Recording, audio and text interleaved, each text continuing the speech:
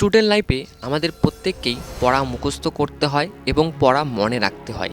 কিন্তু কিছু স্টুডেন্ট থাকে যারা খুব দ্রুত পড়া মুখস্থ করে এবং যা পড়ে কোনোদিনও ভুলে না। আবার কিছু স্টুডেন্ট থাকে যারা মুখস্থ তো করতে পারেই না, আবার যতটুকু মুখস্থ করে খুব দ্রুত ভুলে যায়।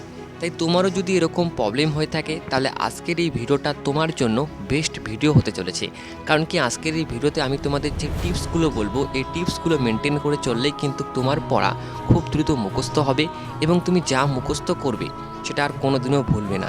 তো চলো স্টার্ট করা যাক। প্রথমে আমি তোমাদের যে টিপসটার কথা বলবো সেটা হচ্ছে পড়া মুখস্থ করার আগে সেই পড়াটার বিষয়বস্তু জেনে নাও।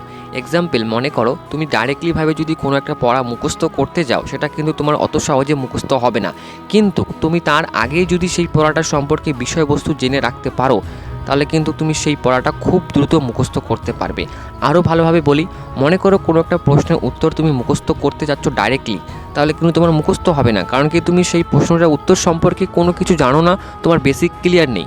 তাই আমি তোমাদেরকে বলবো প্রথমে যে কোনো পড়া মুখস্থ করার জন্য প্রথমে চ্যাপ্টারটা সম্পর্কে তোমাদের বেসিক ধারণা থাকা চাই এবং তারপরে তুমি সেখান থেকে ইম্পর্টেন্ট প্রশ্নগুলো আমরা পড়ি, তো সেই ইম্পর্টেন্ট প্রশ্নগুলো তোমাদেরকে পড়তে হবে। তো আশা করা যায় তোমরা এই বিষয়টা বুঝতে পেরেছো। এতে কি লাভ হবে, তুমি যদি আগের থেকেই সেই চ্যাপ্টার সম্পর্কে বিষয়বস্তু জেনে রাখো তাহলে কিন্তু সেই চ্যাপ্টারে যে ইম্পর্টেন্ট প্রশ্নগুলো রয়েছে সেই প্রশ্নগুলো তোমার খুব দ্রুত মুখস্থ হবে এবং তোমার কিন্তু সারা জীবন মনে থাকবে।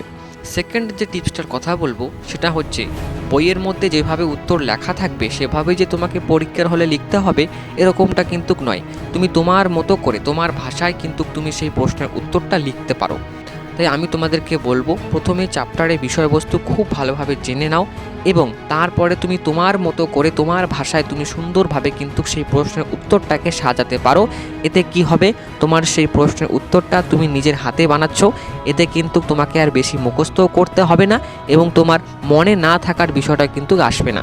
কারণ কি এই টিপসটা কিন্তু আমি প্রত্যেককেই বলে থাকি যে এভাবে তুমি তোমার ভাষায় কিন্তু লিখতে পারো, আর এই টিপসটা কিন্তু টপাররা কিন্তু ফলো করে থাকে।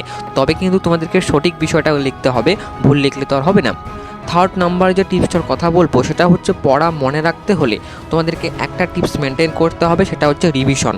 পড়া জমে রাখা যাবে না, রিভিশন করতে হবে। তুমি যা পড়তেছো সেটা যদি রিভিশন করতে পারো, এইটুকু গ্যারান্টি দিয়ে বলতে পারি তুমি পড়া কোনোদিনও ভুলবে না। পড়া যদি সারা জীবন মনে রাখতে চাও একটা টিপস মেনটেন করো, সেটা হচ্ছে রিভিশন। প্রত্যেক মুহূর্তে রিভিশন করো,